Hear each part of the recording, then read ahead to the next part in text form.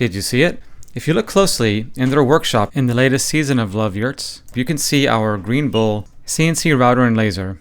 Love Yurts is a series on the HDTV's DIY network that showcases Nathan and Jennifer's company, Ohana Yurts. They trusted us to make them a CNC router with a laser for some of the work they do on the show and professionally.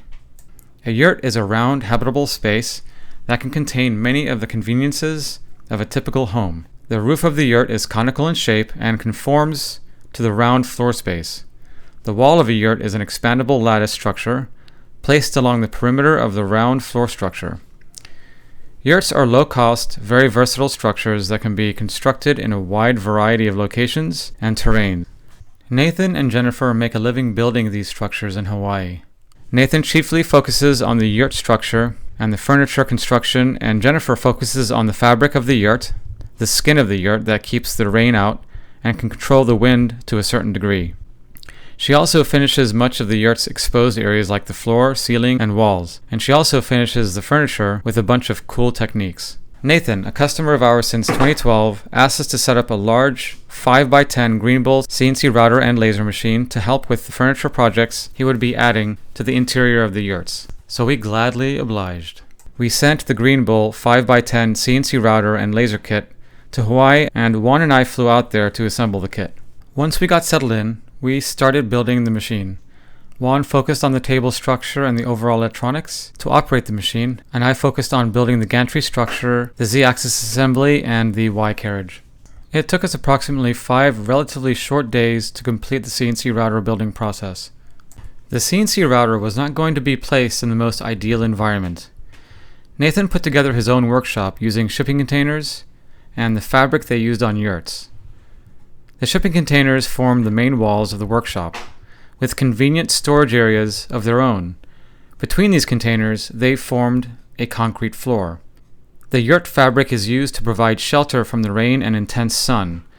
The openings at the ends of the fabric roof provided a nice breeze, especially when the main gate of the shop is opened.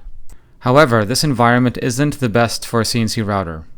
Traditional CNC routers are made primarily of steel parts that can rust in these conditions.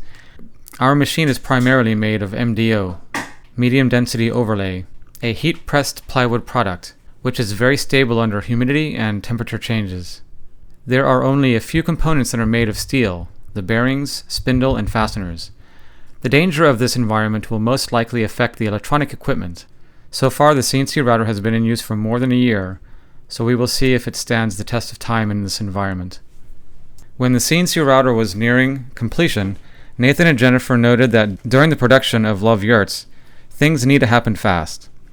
Nathan wanted us to try to match this hustle by giving us 10 minutes to complete a specific task. The task he gave us was to form a deep inlay to tie 2 sides of a crack and maintain the structure of an expensive piece of exotic Hawaiian wood that will serve as the tabletop.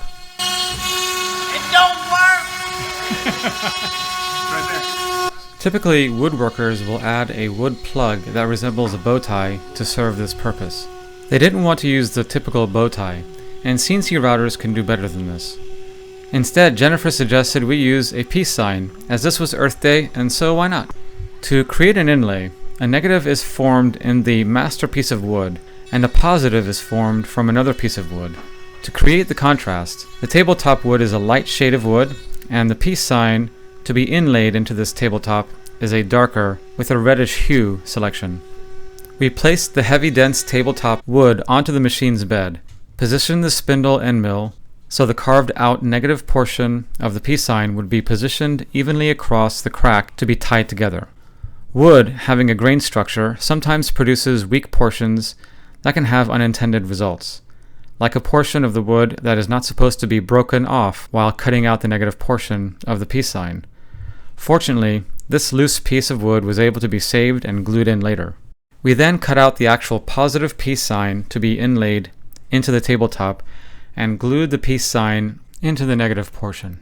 If I remember correctly, the difference between tolerance for the positive peace sign to fit the negative space was about 1/100th of an inch. The fit was perfect.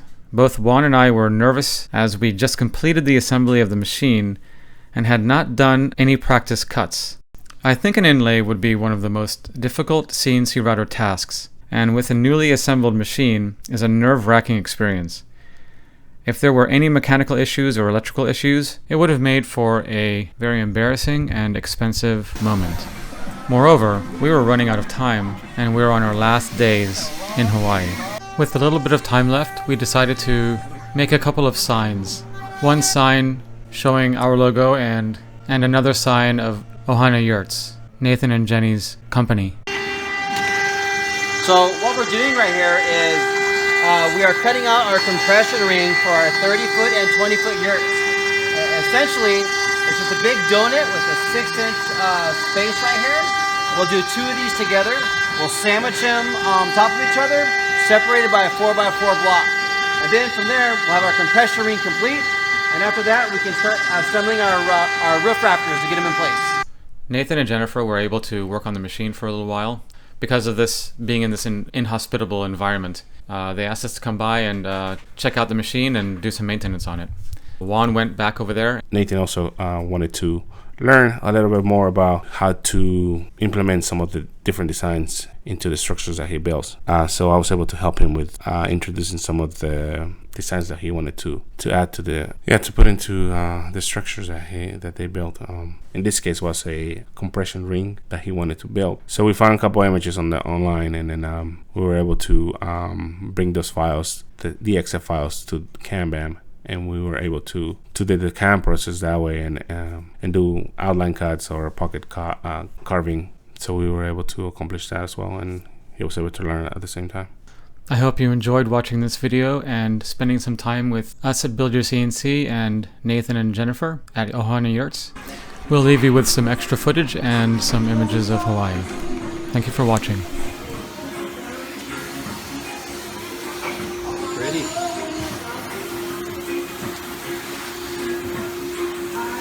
Hey, that doesn't say my name. We need to reduce the stuff. So that's what it is. Yeah. Now that's when actually the spindle it's going. It needs to go over the other line, like the way this is. I would say maybe 0.6, 0.5. So that's a half, 50% of the bit going back on the other side.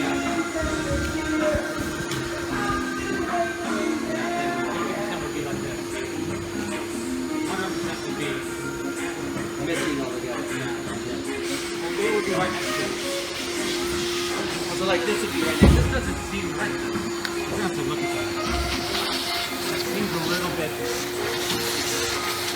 Yeah, I think we're gonna have to play with it. That's for the next one we'll do. I think we should play with that one. Yeah. Since we already have it there. Change the one variable at a time. So let's change that 0.5.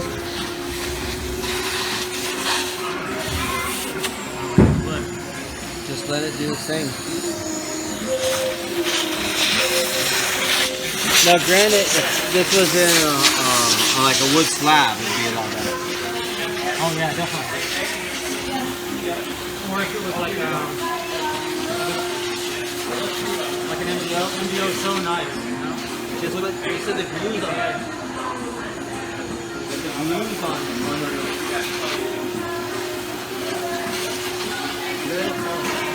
Can you try to get more of the top? Because we could actually make this an introductory to all the videos.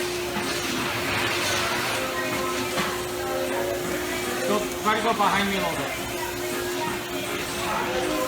This would be a cool introduction. Hey, y'all, watch this!